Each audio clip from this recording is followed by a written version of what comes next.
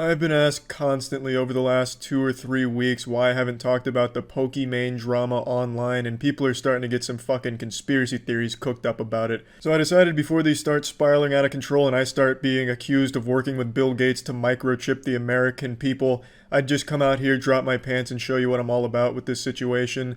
So the reason I haven't talked about all the Pokimane drama is just because I found it really boring. I found it all very uninteresting. The fucked up things she did with the sponsors and a couple of the other things she had already addressed in the past and made apologies for and hasn't done it since. It was really just all old news. The only other thing that was being talked about was Pokimane potentially having a boyfriend, which could have been an exciting bombshell to drop if there was any level of proof to it.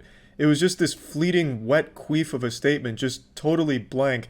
It's like that cancel culture shit or Facebook fucking posts about why coronavirus isn't real. Just something said with nothing to back it up. But Leafy fans insisted that Tier 3 subs were having this kind of fucking biblical meltdown on Twitter, and I was like, well, that sounds exciting. Let me go ahead and check that out. That at least sounds entertaining. But I couldn't find shit. It just didn't happen. I even went full on fucking CSI detective and looked at Tier 3 subs to Pokimane, found their Twitter, and wanted to see what they were saying about it, and none of them gave a shit. They just didn't fucking care. I couldn't find any actual meltdowns at all. All I found were Leafy fans talking about these meltdowns and just screaming the word simp, just shouting it at nothing and no one into the void.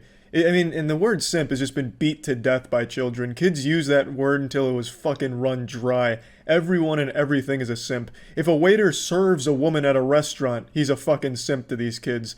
If a woman drinks from a water fountain, the water fountain is a simp. It's just fucking overused to all hell and back, which is a shame because it was kind of enjoyable when the meme was alive and well. But I'm getting off topic. The point is, I couldn't find any of these meltdowns, and that's what would have at least made it somewhat enjoyable. But as far as I can see, all of that was just made up. Now, I also get asked what's my opinion on Leafy milking the whole thing, because he's made 9 videos about it. Well, I don't really care. I don't give much of a shit about that. I will say, though, if you take just the thumbnails and the video titles from all 9 of the videos Leafy made about Pokimane, it looks like something straight out of an incel school shooter's manifesto.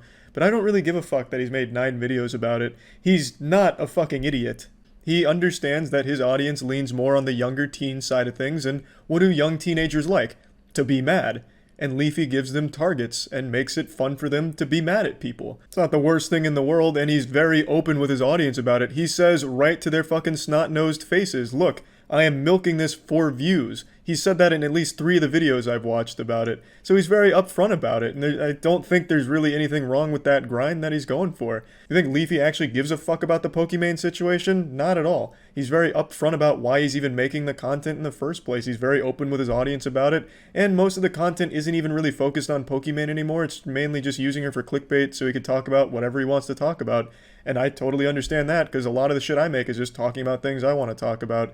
So I don't really have anything against him for the Pokimane milking situation. Now, I do think spending 5 minutes dedicated to just calling Pokimane ugly is some garbage, just shitting on her appearance for a while. That's just some low shit, treating it like an Xbox Live lobby or just some bad high school gossip. And I don't like the kids pretending that calling someone ugly is somehow valid criticism or even criticism in the slightest. It's just being a douchebag. And I've totally insulted people's appearances before, absolutely. I've taken fat shits on how some people look. But when I'm doing that, they're usually pedophiles or actual evil people in the world that have done really fucked up things. It's not just a streamer who makes streams I don't like. It's usually people that I think deserve insults to their appearance and much worse. Now, what really made me want to talk about this whole Pokimane situation is the fact that she uploaded an apology video today, and I can promise you no one's happier about that apology video than Leafy, because now he can make another 9 videos out of the situation and sell some more merch. And again, like I said, I have nothing but respect for that grind, so I mean, good for him, he's got more content now. But the fact Pokimane made this video makes no sense to me. This is just not a good idea. It's the internet. If you're in a situation, some drama, if you apologize, you're fucked. If you don't apologize, you're fucked. Kids are never satisfied. They just want to stay mad. So no matter what you do, it's going to be fuel for them to stay mad at you, no matter what. It's the most basic lesson on the internet. The majority of the stuff in the video she's already addressed and apologized for in the past. It just makes no sense to do it again. It's just redundant, but now she has to do it in front of the whole classroom or something, or at least that's what she thought she needed to do. I think she had the right approach the first time where she tweeted, "No more Mr. Nice Pokimane," or something to that effect, insinuating that she's coming out raw and no rubber. She's going brute force and just going to be really fucking brutal about things. That, I think, was the right approach to the situation, not just folding and rolling over in this apology. It just really doesn't make any sense, and you can see it in the dislikes on the video. People are still mad just to stay mad about things. And if you read the comments, none of them even watch the video. Every single comment just either screams simp or she has to apologize for having a boyfriend lol. When the video, she doesn't even talk about that. All she mentions with the boyfriend thing is that she keeps her personal life off the internet, which is totally respectable and the sane thing to do. Having your relationship and personal life online is a fucking disaster, because people live through internet creators. People spend their entire lives being a professional fan and obsessed loser over internet content creators. So keeping your personal life away from that toxic shit is the right move. But no one even watched the fucking video. They just disliked it immediately, assuming it's about the boyfriend thing.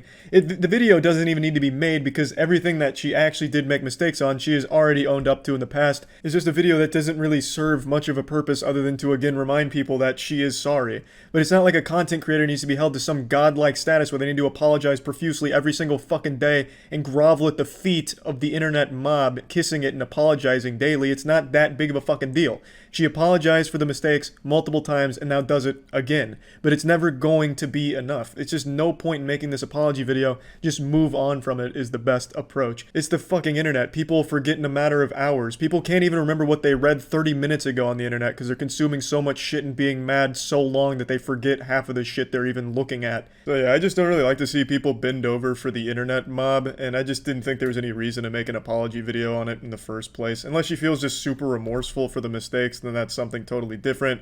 But I think this is just because she was tired of all the drama and thought apologizing again might help.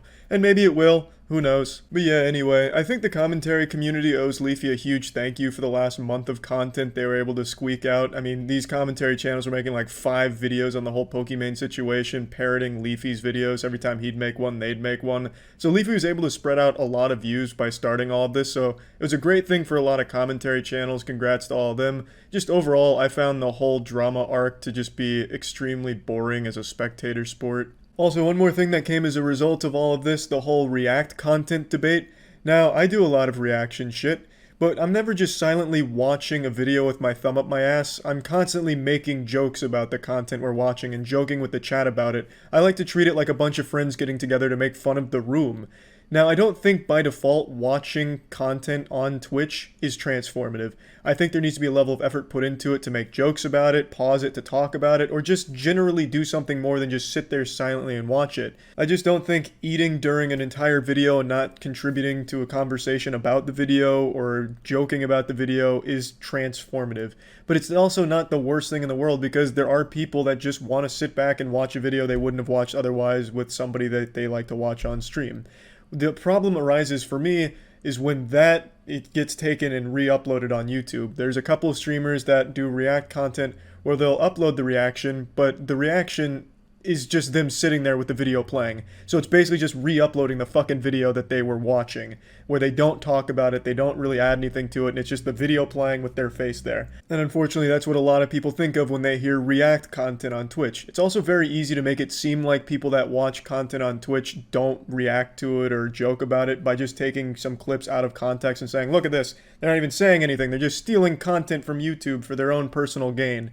But I don't think that's the case for the majority of people that watch react to content on Twitch. And when I upload highlights reacting to content, it's only the bits and pieces where I'm making jokes about the content. And it very rarely runs more than 10 seconds without me making some kind of fucking joke about whatever's going on, or the chat and I joking about something going on. So as far as React debate goes, I definitely think there is a level of effort that needs to be put into watching content to make it transformative, as opposed to just playing it and sitting there. So yeah, I think that pretty much sums up everything that has come out of the Pokimane situation and my thoughts on all of it. So hopefully I can stop getting asked so many times what the fuck I think about the whole thing, because again, I just really didn't find this whole drama arc here to be that interesting. So yeah, that's about it. See ya.